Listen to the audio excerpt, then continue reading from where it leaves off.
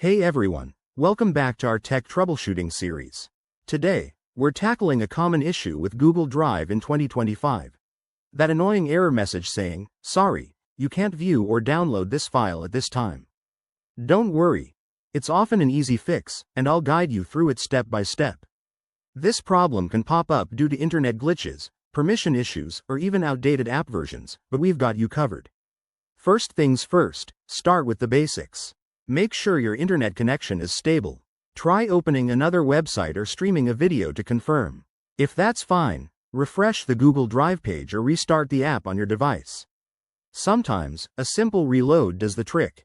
Next, check your file permissions. Right-click on the file in Google Drive, select Share, and ensure that your account has the necessary access. If you're collaborating, verify that the owner hasn't restricted viewing or downloading. If you're signed in on multiple devices, sign out of Google Drive everywhere and sign back in on the one you're using. This can resolve session conflicts. Now, let's clear out any cached data.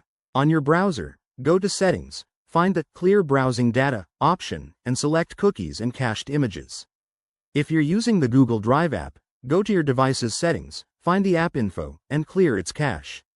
Remember, this won't delete your files, but it's a good reset. If the issue persists, update Google Drive to the latest version available in 2025. Head to your App Store or the Google Workspace Updates page to download it. As a last resort, try accessing the file from a different browser or device to rule out software-specific problems. If none of this works, it might be a temporary Google server issue, so give it some time or contact Google support through their help center. There you have it, quick and effective ways to fix that Google Drive error. I hope this saves you time and frustration.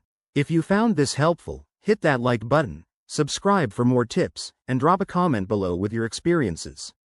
Thanks for watching, and see you in the next video.